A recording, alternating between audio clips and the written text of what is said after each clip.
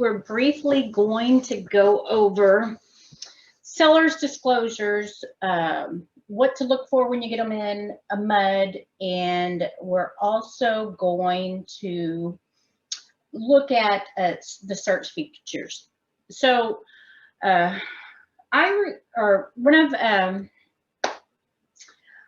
our agents put in an offer on a house, and I wanted to show y'all the listing. This is the listing. I have it up on screen. And if you look over, you know, it's pretty good. The agent has the attachments up there, which is what you need to do. She has the lead-based paint, mud, HOA, foundation repair. So it had previous foundation repair, updated seller's disclosures, and offer instructions. So basically, when you get these documents, when you open the transaction, you get the documents, you want to look them over. And if they are not correct, you need to send it back to the agent to fix it before you even give it to your client, because you do not want your client signing off on something that's incorrect. So here is the listing. And then if you click on the seller's disclosures, okay, seller's disclosures needs to be filled in completely. Before you give it to your client, you just want to briefly look through it and make sure that it's completely filled out. That's the first thing. So just looking at this, the very first thing is, okay, the seller does not occupy the property, but they didn't put the date or never. So that's one thing. You can kind of maybe skip over one, but then you go down. All of this is filled out, so that's good. They signed it. That's good. That's what you're looking for. Address filled out. Water supply provided by the city. Oh, that should bring up a red flag, because the listing agent attached the MUD. There's only a MUD if it's in like utility district, you know, and she's saying it's city water, not a MUD. So we know that information's wrong. And then it says, was the property built before 1978? They say no. Well, the listing agent also attached the lead-based paint. So the lead-based paint addendum, let me open it up so you can see it. Lead-based paint addendum is not necessary if it was built after 78. But this one was built before 78. Even the listing says it was built in 1975. So we know that's something else that's wrong. And then if you kind of keep going, there's a couple of blank sections in here where they didn't fill out at all. Like was flood, right here they put present of flood insurance. So they have to attach the TXR 1414. I don't think that one was attached in the documents, but the selling agent ended up getting it for their buyer. Okay, so what this tells me is the listing agent, one, did not look over the seller's disclosures before they put it up here, because if they did, they would have caught those mistakes. So you send this seller's disclosures back to them, back to the listing agent, and just tell the listing agent, hey, you know, I've glanced over it and I saw a couple of mistakes where, you know, the seller put that the house was built after 78 and it's not in a MUD, and my brokerage is going to reject it. So on the second thing is on the MUD. So this is the MUD that the listing has that goes with that property. We're going to go to the tax account. And you can see right here, it's MUD information 847. But if you look down, there's also Harris County Flood Control and Port of Houston Authority. Those are also a MUD. A lot of agents are under the impression that the MUD form is strictly for the utility district that supplies water to the neighborhood. The MUD form is to inform the client that they're going to have to pay taxes that are imposed by certain districts. And a water district is a governmental entity that provides limited services, and those services can include water supply or water control, sewer management. So Harris County Flood Control and the Port of Houston Authority are also considered water districts because they control the water.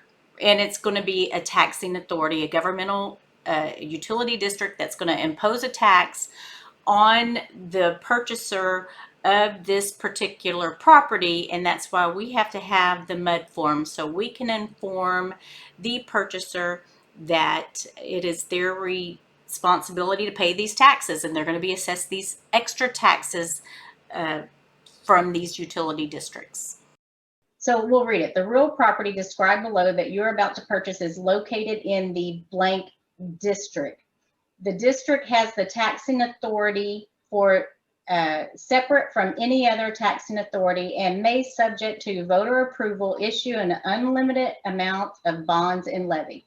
MUD stands for Municipal Utility District. So it's not just the water district, it's municipal utility districts. So now we need to find out what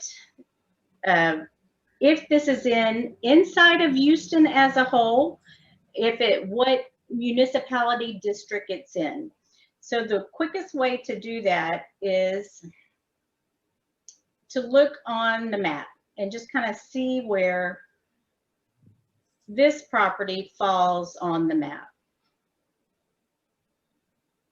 Okay, so we know this is 610, this is 45, that's the Beltway. And the MUD map is not very friendly. So the house falls right about here. And I pulled up the MUD map earlier. So this is the MUD map. So that MUD form had that it was in spring. If you're looking on the MUD map, which is not user friendly, you can only like move it this way and this way. You can't really zoom. So I went out as far as I can, and the house was over here, and it says it's in the Houston ETJ. So it will tell you this is in pink. It would be Houston whole, not an ETJ. And this is Houston ETJ. This would be Tomball. If the house was over here, it would be located in, it would say Tomball as a city municipality, or Oak Ridge North. But this one's in Houston ETJ. So we know that they did the MUD form wrong. So it should be right here that this one should be checked. Notice for districts located in whole or in part in the extraterritorial jurisdiction of one or more home rule municipalities. So that would be checked, and this line coordinates with B. So this first line coordinates with A, this second line coordinates with B. So you would have to go to B and you'd put the district is located in whole or in part in the extraterritorial jurisdiction of the city of Houston. It's not within the corporate boundaries of Spring. So you would have to go back and tell the listing agent, hey, your MUD form is not wrong. It needs to be corrected because my brokerage won't take it like this. And not only that, and this is where they will give you problems, is remember that on the tax roll, what did it have? It had Port of Houston Authority and Harris County Flood Control. This is how you can tell if you're going to need the MUD form. So you're going to look on here, Control F. Let's go to this one. And we're going to do Harris County.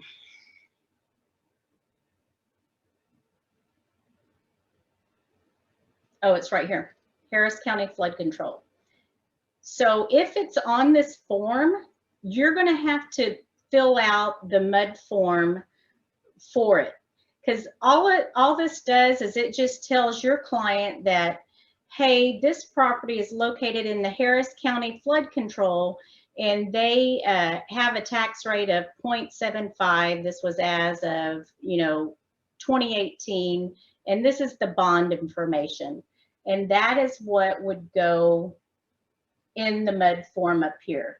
Harris County flood control. So this property would actually need 3. It would need one for the Timber Lane Utility District. It would need one for the Harris County flood control, and then it would need one for the Port of Houston Authority.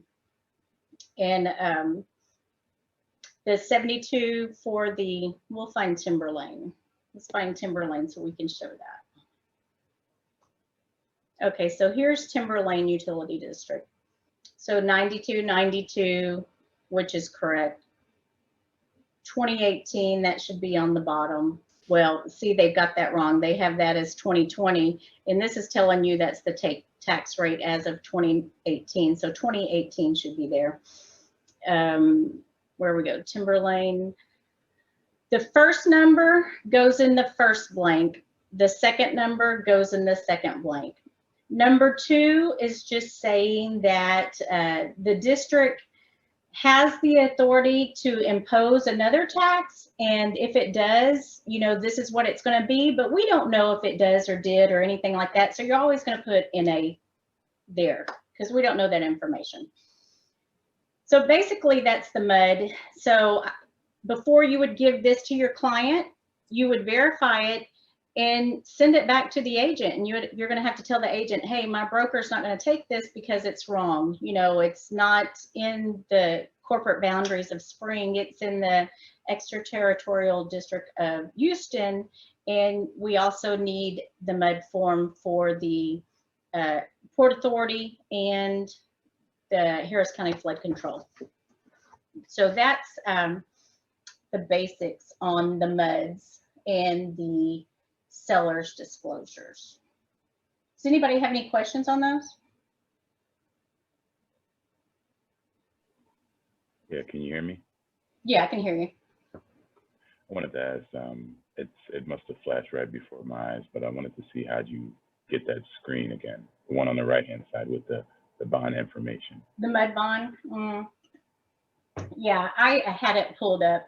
So for the MUD bond information, you can, there's several ways on all of these forms. There's several ways you can get to them. You can go to, so this was the listing. I'm just hitting on the hyperlink for the tax account. Okay.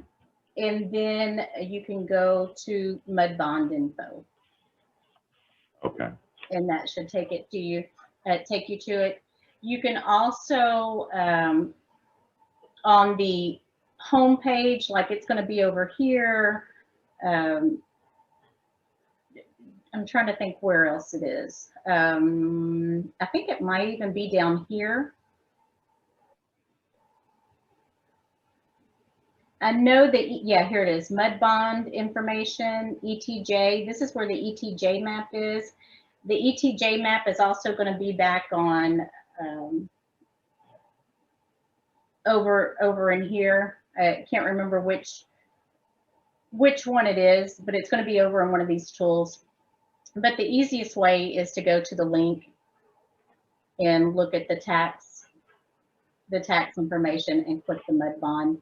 And sometimes it won't have the MUD bond click here, but you still need to look through and see if anything jumps out. Harris County Flood Control is going to be, a bond thing. Anything that says utility district, that's, you're going to know that it's going to need one of those forms if you can't find, well, you should be able to find this, but if it doesn't have this button, that's how you can tell, is just by looking at the names. And that was basically it on that. For the searches, have y'all had a chance to play around with the search feature on the MLS? Yes. Okay. Yeah, Huh? I said, yeah, Okay. Well, for the search, there's a couple of things that I really like. I don't know if y'all have seen where you can break it up. You can do single family if you're just looking for a single family home, country homes and acreage, rentals, lots, townhomes. So you can look individually. I like, so I don't miss anything, I like doing all properties quick search. And once you start playing with it and you kind of get your own thing, you might like doing this a different way, but this is just what I like to do. And then there's a lot of rental properties in quick search. So let's say I'm trying to find a single family and lots and undeveloped property in the same area. So I'll just either do single family and undeveloped, and that way I just get that. And let's say I want in Swinky Elementary, because you can look by elementary, middle school, high school. You can put your counties in here, or we're going to take out Swinky and we're going to put, we'll put Cypress and Tomball. Because you can put a couple of different, I mean, you can put as many cities in there as you want. And this is our results down here, 527. So if you say, okay, well, that's a lot to look through, I just want a single family because my person's wanting a single family or property that they can build on that's only an acre or more. So you would put it over here, an acre. Everybody know how much feet is an acre? Yes.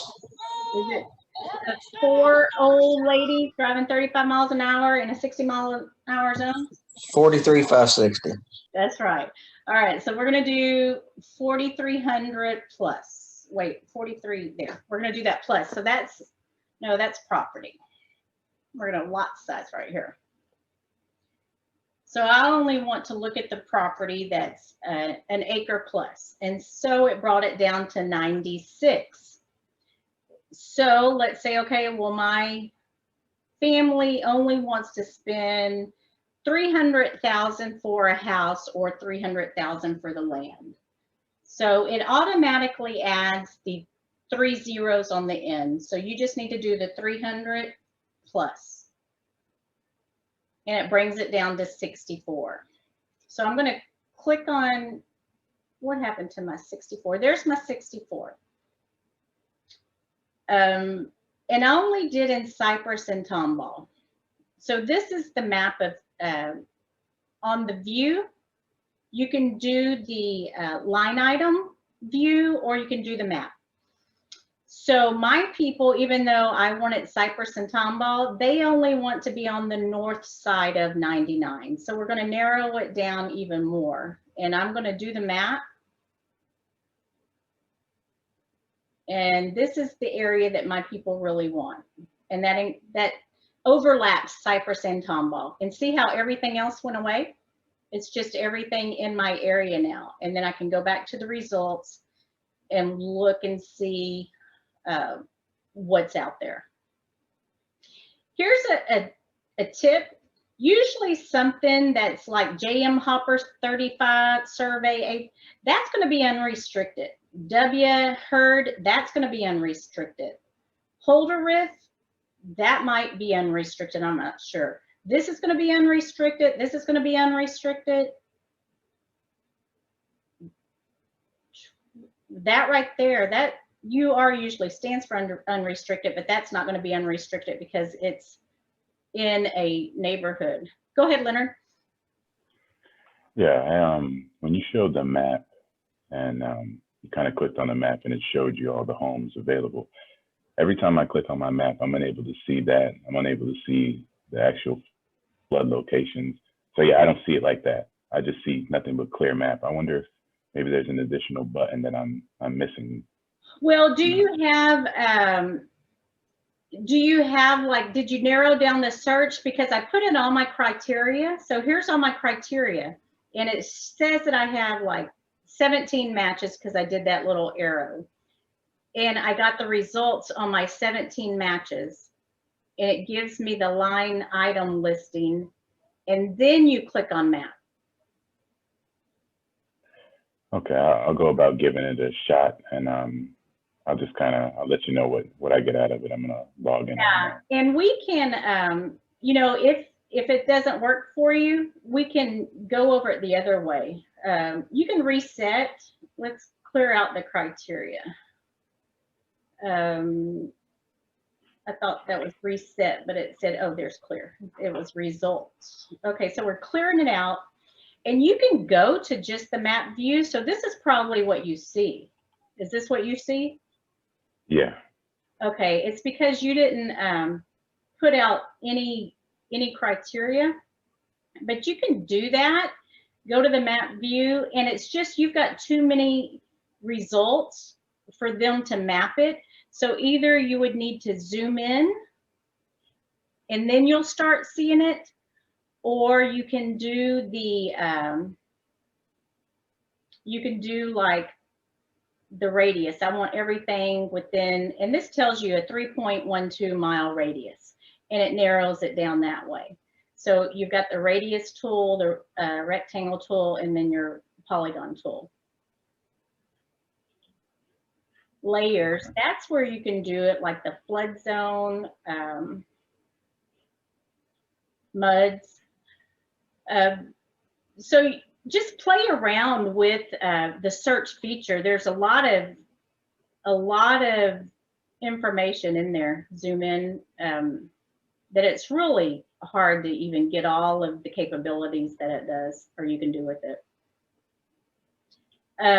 Something else that I really like is on down here at the very end. So we've got all of this criteria that you can search for. If you're looking for just foreclosures, you can look for that over here. So in the disclosures, it'll tell you pre-foreclosure. So you would just highlight that. REO is real estate owned, which is also a foreclosure. Short sale, that's control. So we've got short sale, REO, that's a bank foreclosure. Probate, that's like if somebody's died and it's being probated. And we can just look for all the properties that fall in that category. How come none came up? I know we got some. We're going to clear again. We're going to do active properties. Estate really isn't like a foreclosure or anything like that. We're going to do pre-foreclosure, probate, real estate owned, and short sale. And there, it gave us 149. So these are all the ones, rentals, and you can have a listing up here that's rental and for sale. So it could be both, but you cannot have a listing that's like you have an undeveloped lot and then you put a blueprint for a house on it and list it as a single family resident too. You can't do that. That's a no-no. You'll get fined, or the MLS, the HAR will, you know, monitor it and tell you you got to change it. But what I wanted to show y'all is down here where it says add and remove fields. This one's really cool because you can add different things that you want to look by. If you want to look by a certain agent, what they have listed, you can add that. By lot values, by the office. If you want it to look by the financing considered, you only want to do a search for everything that's a cash sale. One of the ones I like is the tax rate. You can do a search by the tax rate. Let's see.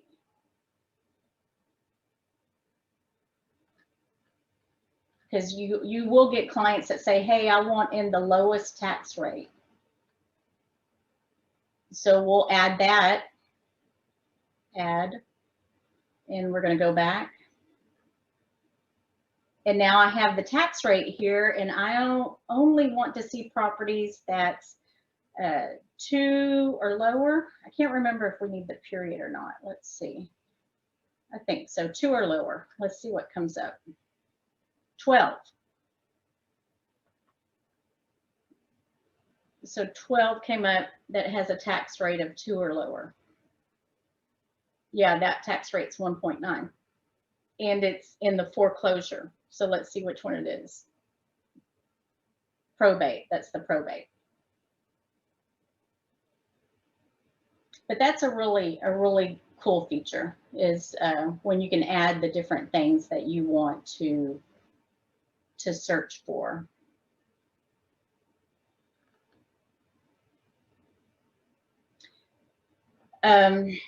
I really only search for by subdivision if I know the subdivision, because sometimes, you know, the agents, I don't know, the legal subdivision and subdivisions, sometimes it'll be in one and not the other. So I try not to search by just either of these or the geo market area or the master plan community, because if the agent doesn't put it in right, then you're not going to find it, you know. So it's best to do like, let's say my address, if I want to see what's for sale close by me within the 0.25 miles, you can put an address in here and it will like pull it up, and you'll just click it. Vending. Oh, I need to clear some of this. Hold on. Okay.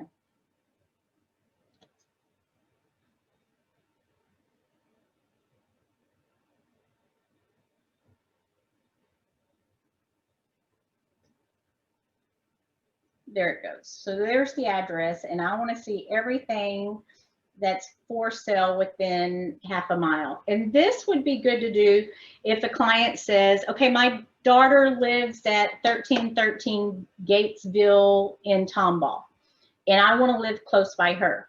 You would type in 1313 Gatesville and however many miles you want to look, 1, 2, 3, 4, you know, and you want to see everything that's active. You can also, you know, see everything that's expired or terminated, and call those people. If there's nothing that's active that you like or that your client likes, go to, and we're going to change it, go to the terminated or go to the expired and call them and say, hey, I have a client that's looking in that neighborhood. Are you still interested in selling?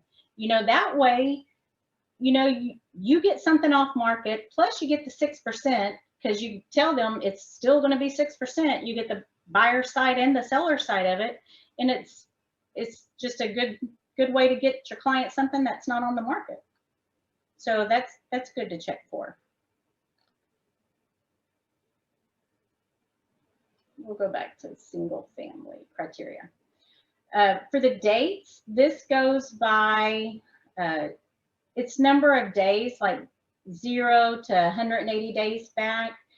And for appraisal purposes, you only go back 6 months. So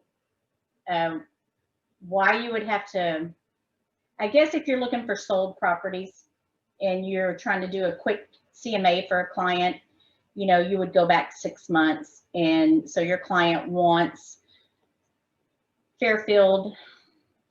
So we'll do Fairfield. They have a, with a pool, 2-car garage, single family, 4-bedroom. No, there's not. Let's do 3-bedroom, 1-story. You know, that's what your client has to sell. And so you want to get the closest, what has sold that is the closest to what your client is selling. So this is what you'll search for. And in the past so many days, there's been, you know, no single family 2-car garage with pool. Let's take the pool out. Now we have 25. And this will give you just a very quick, we're going to select them all, and you would narrow it down. You only need about 3 to 5 for a CMA. So we're going to use all of these, and we're going to do a quick CMA for our client. But you would also compare the compare the pictures, make sure the house is in the same, you know, same condition as your clients. And this is just a quick CMA that you can tell them, hey, if you want a real in-depth CMA, I can do that. This is just something quick to give you a quick estimate of the price per square foot. And that's what you want to go by. You don't want to go by, you know, 195,000 is the minimum, because that's not the price per square foot. You want to go by the adjusted sold price per square foot, and the average is $121.99. The adjusted means that they've already taken out, HAR in this little quick CMA has already taken out if there was a seller contribution towards closing. That's going to adjust the price per square foot, because that lowers the amount that the people paid for the house. You know, so that's what adjusted sell price per square foot is. This is list price per square foot, sell price per square foot, and adjusted sell price per square foot. So you always, when you're telling your client, you know, they say, hey, you know, my neighbor sold his house for $250,000 and my house is just as good. Why can't I get $250,000? Well, because your neighbor's house was 2,500 square feet and yours is only 1,819, and it's $121 per square foot. So it goes by square foot, and that's where you got to take it back to the client at. Chad, did you make it on with us? Do you have anything else that you want to add for the search on this? Yeah, I just got in here, so. No, I think you covered pretty much what I was going to say. Also, there's between quick and classic, there are some other. Yeah, I don't like classic too much. It's just funny to me. So I really don't use it, but you guys, y'all might like it. So this is the classic view. The classic has a more like options than the quick. Like they only want to look for a cash sale, like here, cash sale, financial consideration. Only looking for a cash option. Is that in the classic, or is it because I have it as an option in my search criteria? Let me see. Let me take my stuff out and see. No, See, because I have all that down here. So if I remove all this, will it still be there? no. Just go back there before you renew it. Wait, let me remove all this.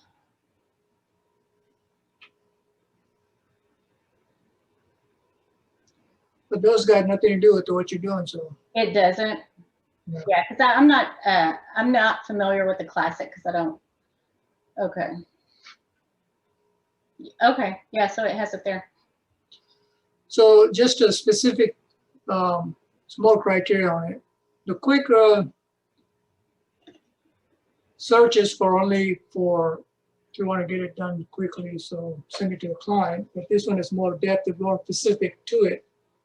If your client looking for only cash sale or foreclosure or only certain specific deed restriction, restriction for those purposes on it. Do you know if that's the only difference in them, or if there's something else that's different? I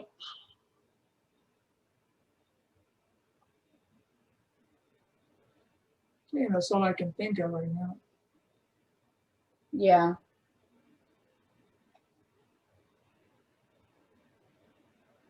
And you can still, down here is the ad, like on the other screen, the quick that I use. This is that ad to where if you wanted to search by something that you don't see, you can add that. So you can search by acres instead of the property square feet, if that's easier, or the, I still like taxes. So we can do tax amount or tax rate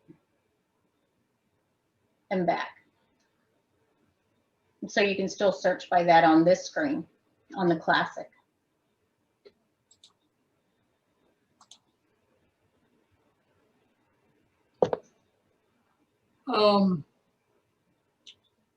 Let's go back to that.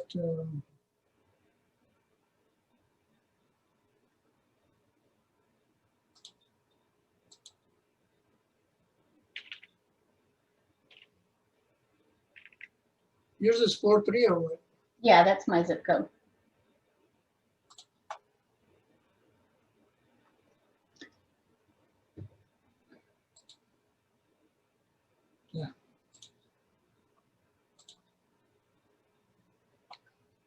I don't know if you're familiar with this tool right here. All these tools right here. Mm-hmm. I like this one, data ops. If you're showing the property, that specific one, it gives you all the nearby sale, school district, everything. It breaks it down in the fingertip. This is a nearby comparison, nearby school map, nearby schools, list of schools, area. Of course, the agent information, market trends both with the map. And so these are very good tools to show, like if you click on this nearby, gives you all the options where all the property is located.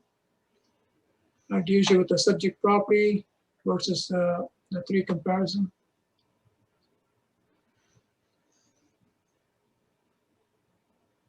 Gives you a date, when it's sold.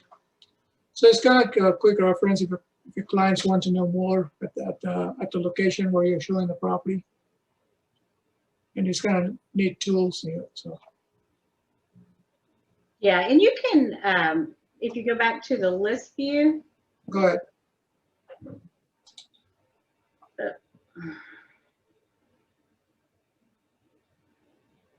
How do we get back to the other screen?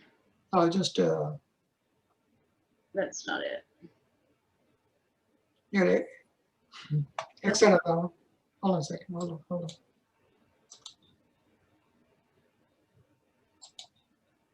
That's what I thought it was, like switch to list view, right?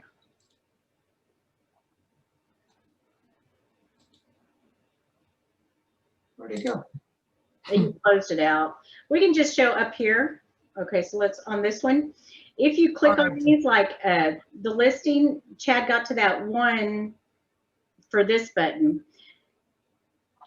You can click on these and just see what it takes you to. It's good to play around. Like on this listing, you can send it directly to the clients from here. You can share it on your social media. It gives you the school information. Let's see if we can get back. This one, that's if you see an error, then you would report it. That's what Chad clicked on. This one, if you want to make an offer on this house, transaction desk, you click this button and it automatically opens the transaction for you, pulls the information in on the house. And all you have to do is select, we're going to buyer's template because you're making an offer on it, and create. I mean, that's super simple. And since transaction desk is what we use anyway, they have the flood zone. Where's that? Property R. Oh, that's up here. Flood zone. You can see if it's in the flood map. It's not in the flood map. The parcel map. Property archive gives you the history on it. You can see when it was last sold, how much it sold for, how long it's been on the market. Oh, this one, when they sell it. They just bought it for $87,000 and they're listing it for $169,000. So what you would do if you have a client that wants to make an offer on this is you would look at this listing and see if the price or the pictures have changed since they bought it. Oh yeah. Yep. Yeah, I'm sure it looks like they probably did a lot of work because that's what they bought it for. And this is what it looks like now. Yeah, so this was a flip. Oh, yeah, night and day. But a lot of times you'll see that and you can see, oh, they haven't done anything. Why are they wanting, such a big difference in amount. So play around, and you have 60 days, guys, to sign up for your matrix class. Has everybody done that yet? Unfortunately. Do mine on Saturday. Okay. If you haven't done that, and you need to do that because you only have 60 days. Yeah, it's a mandatory, so. Yeah. So make sure you sign up for it, and they'll go over a lot of this. It's really basically just to get you familiar with using the system. Yeah, they all cover tons of stuff, so. Mm-hmm. But I know a lot of y'all are doing Op City, and so you're going to need to know how to do the search and help your customers, your clients, and, call me or Chad if y'all need help looking for something for one of your clients. You can call either one of us. Also, when you transfer to the transaction desk, this will automatically brings all the attachments. Yeah, because if we look, this would be the transaction desk that we just created. I just clicked on that button. We can go to documents, and you can see that it brought it in. So you don't have to download. So if it's already there, then it's good. So it'll automatically transfer. So that's a good thing about it. Mm-hmm. So any questions? Nope. Nope. There's really not that much difference between a country home acreage and then a single family acre with a lot of acreage. I think it really kind of depends on the agent and what they want to classify it as.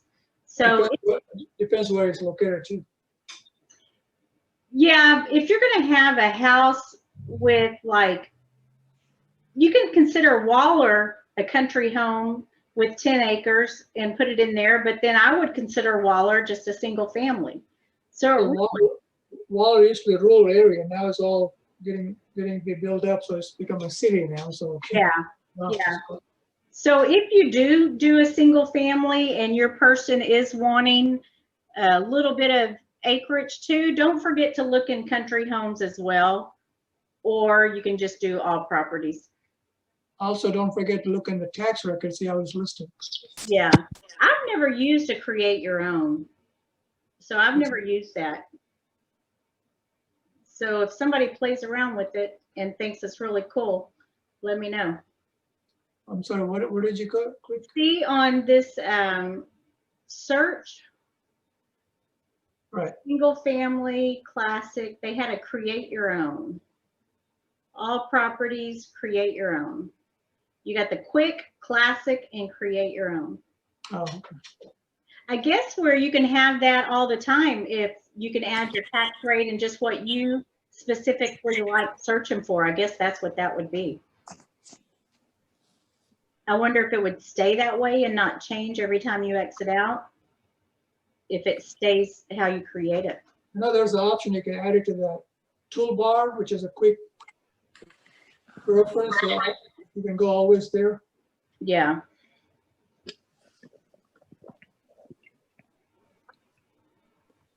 Man, I think that would be in the managed display.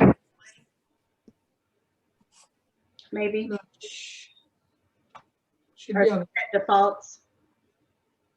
Yeah, so just play around when y'all get time and just explore it, because it has a lot of really neat search features. Hey Mindy, I missed something. I saw you make a CMA real quick on a property. Yeah. Can you do that just one more time? I didn't get the steps real well. Yeah, absolutely. Okay, so let's say I have we'll do a quick search.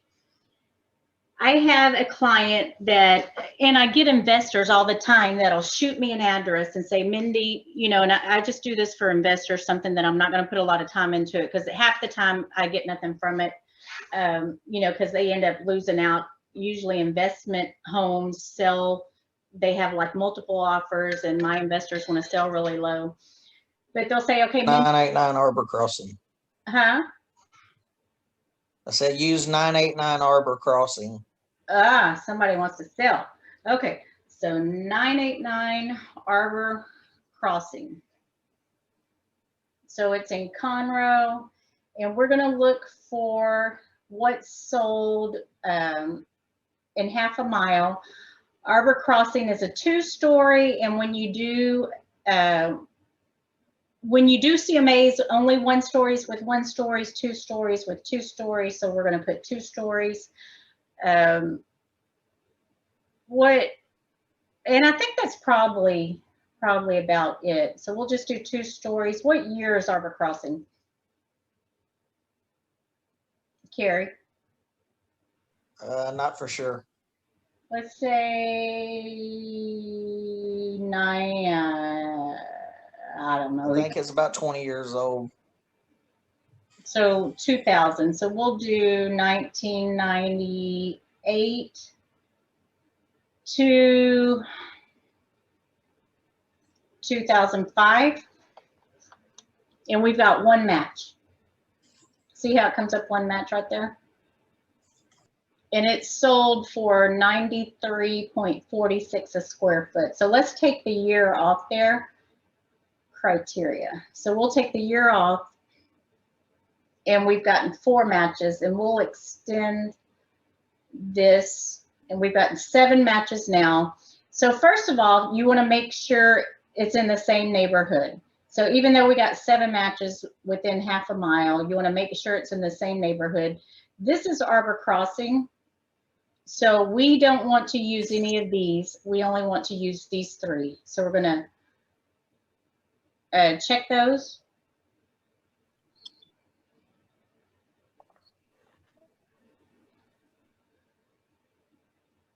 So these are the 3, and we've got them checked, and we know they're all 2 stories. Arbor Crossing is a 4-bedroom. Really, it's more bedrooms than that. So we're going to take out this 3-bedroom because I know it's a 4-bedroom or maybe 5. And we're going to, so we got these 2 checked, and then you just do the quick CMA. And these are about the same, 1996 to 2001. So Arbor Crossing being 2000 sounds about right. And you do the quick CMA, and it tells you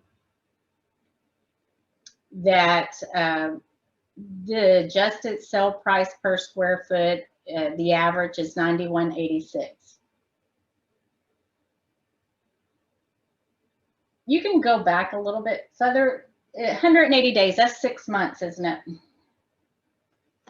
Yeah. We can do 200 days. Still gives you the same amount, and you just use those in Robinwood. It's really, so when you do a quick CMA, look at the map. You want to make sure you're not crossing any major streets. You want to make sure it's all in the same neighborhood. The years are close, and the number of bedrooms are close, and the same story. So make sure if you're doing a CMA for a single story, you put single. If you're doing a CMA for story, you do 2. And that's the quickest way to do a quick CMA. Did that help? Oh, it looks like they had a lot of 1 stories in there.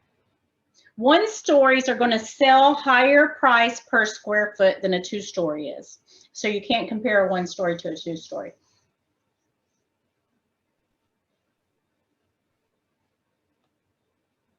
But if y'all have any questions, just give either myself or Chad a call, and we can help you find what you need to find or walk you through how to do it.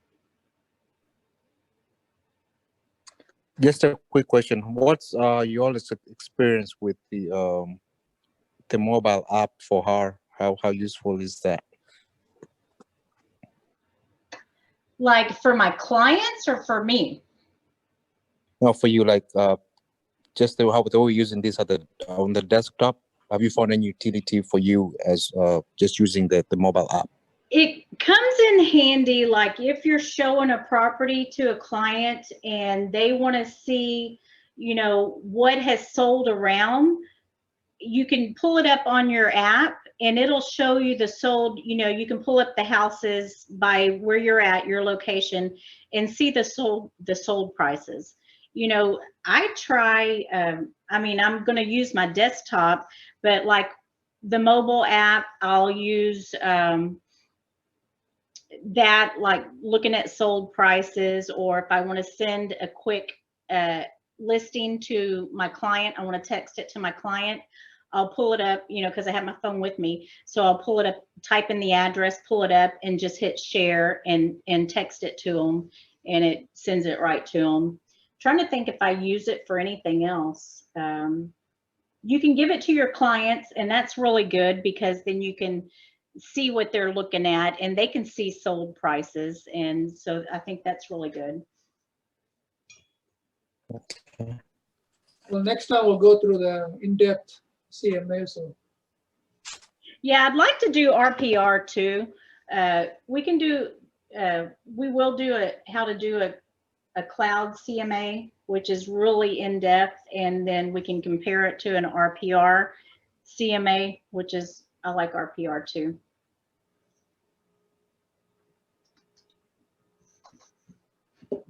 Anything else?